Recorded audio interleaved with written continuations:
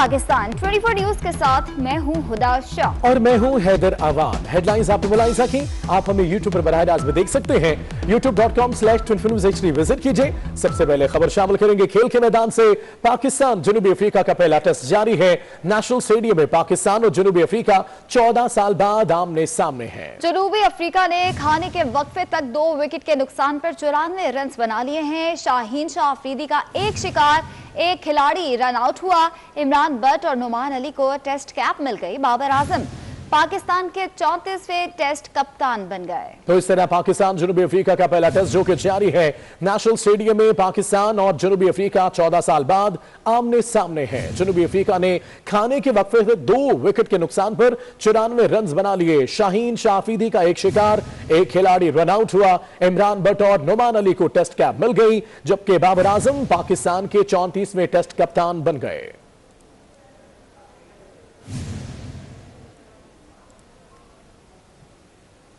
Test debut करने पर कौमी टीम के खिलाड़ी इमरान बट और नुमान अली खुशी से सरशार नजर आए। दोनों खिलाड़ियों ने टेस्ट कैप मिलने को एजाज करार दे दिया। कहते हैं डोमेस्टिक क्रिकेट की कारकर्दगी पर टेस्ट कैप दी गई। कोशिश होगी कि मैच में बेहतरीन कारकर्दगी दिखाएंगे। जिस चीज़ के लिए पूरी ज़िंदगी आपने क्रिकेटिंग लाइफ में मेहनत की हो और आपका ये इस तरह आपको टेस्ट कैप मिले, और जिस तरह मेरी माशाल्लाह परफॉर्मेंस चल रही है फर्स्ट क्लास के अंदर, अल्हम्दुलिल्लाह मुझे टेस्ट कैप मिला है। और इंशाल्लाह मैं पूरी कोशिश करूँगा कि जिस तरह मैं फर्स्ट क्लास में परफॉर्म करता हुआ आ रहा हूँ, इंशाल्लाह मैं पाकिस्तान के लिए टेस्ट में भी ऐसे ही परफॉर्म कर सकूँ। सबसे पहले तो अल्लाह ताला का शुक्र अदा करता हूँ कि जिसने मुझे मौका दिया है कि मैं इस लेवल पे अपनी कंट्री को रिप्रेजेंट कर सकूं। और सेकंड ऑफ ऑल कि किसी भी प्रोफेशनल क्रिकेटर के लिए एक ख्वाब होता है कि वो टेस्ट क्रिकेट खेले और अपनी कंट्री को हाईएस्ट लेवल पे रिप्रेजेंट करे। और अल्हम्दुलिल्लाह I am very happy, feeling lucky and excited to represent my country. और मेरी ख्वाहिश होगी कि मैं अपने मुल्क के लिए ज़्यादा से ज़्यादा अचीवमेंट करूँ और लंबे अरसे के लिए उसको सर्व कर सकूँ। वफाकी काबीना ने ब्रॉडशीट स्कैंडल पर इंक्वायरी कमीशन की तश्कील की मंजूरी दे दी है। काबीना ने जस्टिस रिटायर्ड अजमत शेख के नाम की भी मंजूरी दे दी।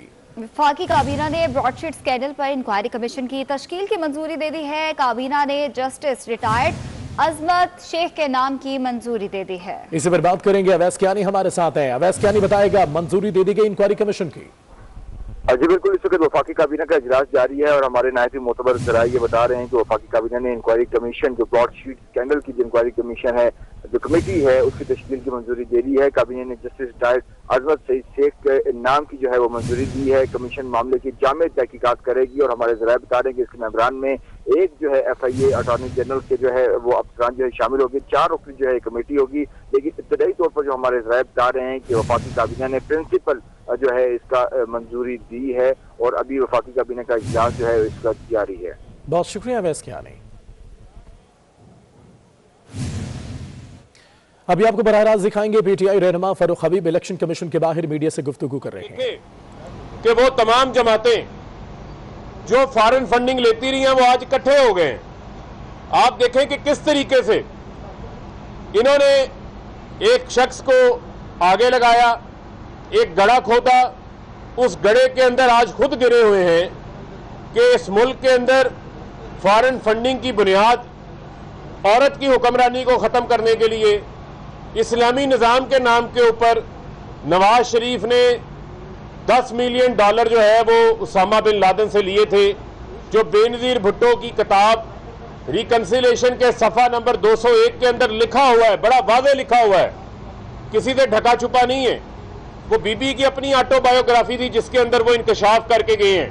मैं आज फिर इनको चैलेंज करने लगा हूं कि फजल रहमान, अगर आपके हाथ साफ हैं तो आकर अपनी रसीदें यहां पर जमा करवाएं और आगे बताएं कि आपने लीबिया से, इराक से पाकिस्तान के खिलाफ काम करने के लिए किस एजेंडे के तहत पैसे लिए थे।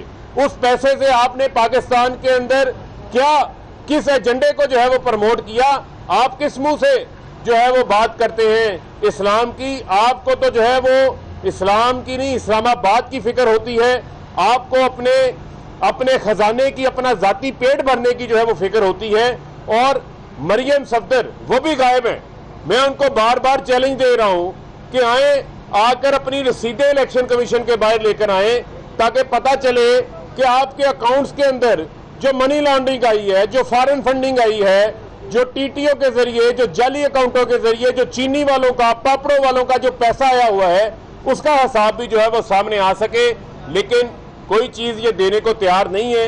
आज इलेक्शन कमीशन में बाकायदा तौर के ऊपर वो वीडियो क्लिप्स भी जमा करवाए गए हैं, वो दरखास्त भी जमा करवाई गई है, और अब जो है फजल रहमान को लेने के जो है वो देने पड़ गए हैं। अब जवाबदेह ये है, बताएं कि लीबिया और इराक से कितना पैसा इन्होंने लिया। और उस फरूख हबीब मीडिया से गुफ्तगू कर रहे हैं, आप मुलाहिजा कर रहे थे। आगे बढ़ते हैं। एहतसाब अदालत इस्लामाबाद में पेशी के मौके पर मीडिया से गुफ्तगू में साबिक वजीर आजम शाहिद खाकान अब्बासी कहते हैं, ब्रॉडशीट तो महज एक केस है, नैब रिकॉर्ड सामने आए तो सैकड़ों ऐसे केसेस हैं। मुल्क में यह तासुर पैदा करने की कोशिश है कि सियासतदान करप्ट है। सवाल सिर्फ मुस्लिम लीग नून से पूछे जाते हैं।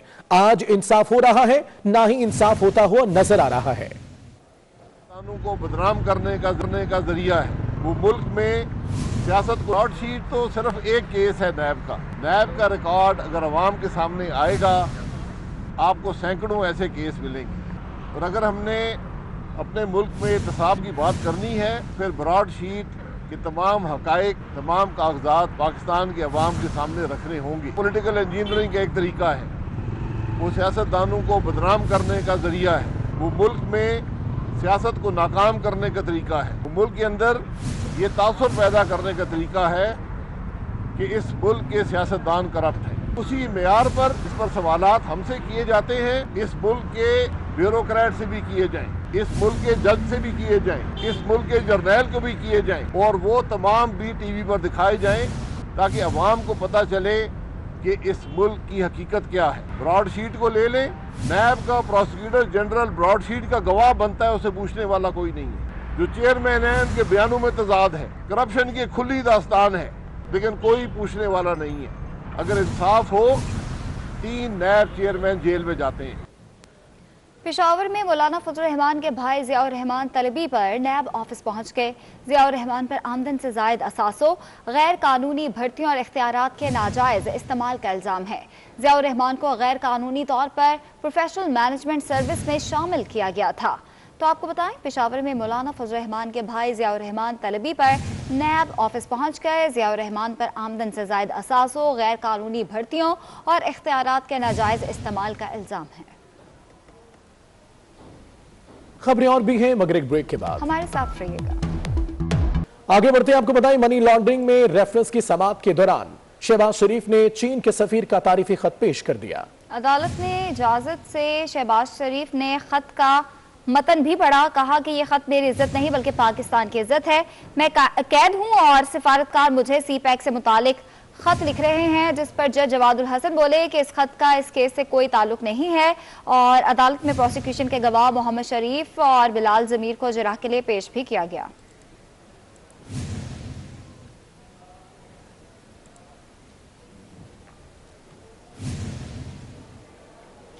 नवाबशाह रेलवे मुलाजमीन का एहतजाज, ट्रैक बंद करके शालीमार ट्रेन रोक दी गई। मुलाजिम की बिला जवाज गिरफ्तारी के खिलाफ स्लीपर यूनियन मुलाजमीन एहतजाज कर रहे हैं। मुलाजमीन का कहना था कि रेलवे मुलाजिम को थानेदार ने जाते रंजिश पर गिरफ्तार करके तशद्दुद का निशाना बनाया। नवाबशाह रेलवे मुलाजमीन का एहतजाज, ट्रैक बंद कर गई, शालीमार ट्रेन रोक दी गई। मुलाजमीन का बिला जवाज गिरफ्तारी के खिलाफ स्लीपर यूनियन मुलाजमीन एहतजाज कर रहे हैं, जबकि मुलाजमीन का कहना था कि रेलवे मुलाजिम को थानेदार ने जाते रंजिश पर गिरफ्तार करके तशद्दुद का निशाना बनाया, जिसके नतीजे में अब एहतजाज किया जा रहा है।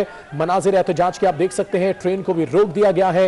नवाबशाह रेलवे मुलाजमीन का यह एहतजाज है, ट्रैक बंद करके शालीमार ट्रेन को रोका गया है। मुलाजिम की बिला जवाज गिरफ्तारी के खिलाफ स्लीपर यूनियन मुलाजमीन एहतजाज कर रहे हैं, नारेबाजी कर रहे हैं। मनाजिर आपके सामने हैं। मुलाजमीन ने कहा, रेलवे मुलाजिम को थानेदार ने जाती रंजिश पर गिरफ्तार करके तशद्दुद का निशाना बनाया है, जिसके नतीजे में अब इनके खिलाफ एहतजाज किया जा रहा है।